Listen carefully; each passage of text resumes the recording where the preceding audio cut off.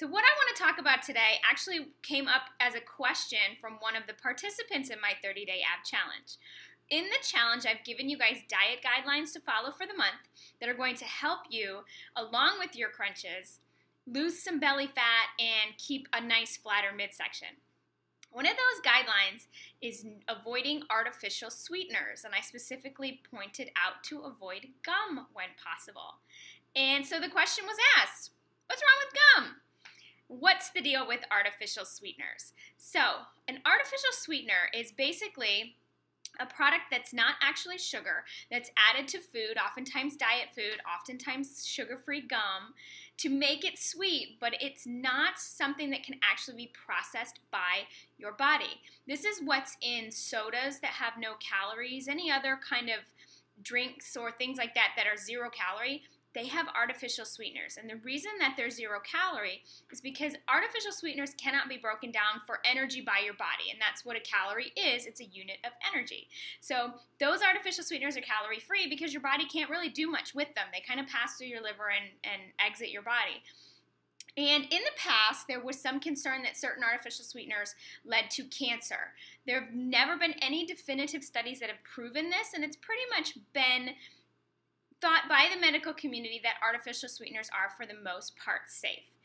The reason I recommend avoiding them if you want a flat belly is because a lot of people have a little bit of trouble with them. I know I personally do, sugar alcohol specifically. My body doesn't really like them, and they tend to cause me to bloat and retain water.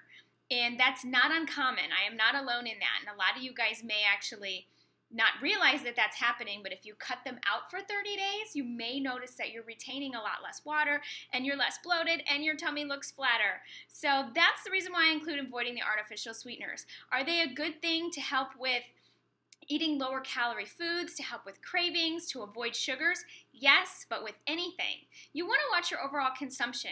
If you're eating tons and tons of no calorie or low calorie diet foods, you could still be going over your daily calorie intake. And you're also there's a lot of artificial ingredients and a lot of processed foods in that you just may want to try to avoid and replace with more fresh, healthy, nutrient-dense foods that are going to give your body what it really needs. So just be aware, keep your eyes open. I like to have you guys use stevia whenever possible, as it's a more natural substance.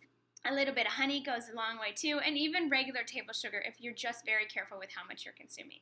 Bloat is the enemy of a flat belly, so I am having you guys do things that are going to help you reduce your stress, reduce the amount of water that your body's holding. That's going to give you a nice flat belly. So you're going to stick to those diet guidelines, you're going to do your exercises, and in 30 days you guys are all going to look great. I'm pumped up. Join the challenge if you haven't already. MelanieAshFitness.com. You'll find a link, scroll down on the homepage. That's it for this week. Keep your questions coming for next week. You guys have a wonderful and safe holiday weekend. I'll talk to you next time.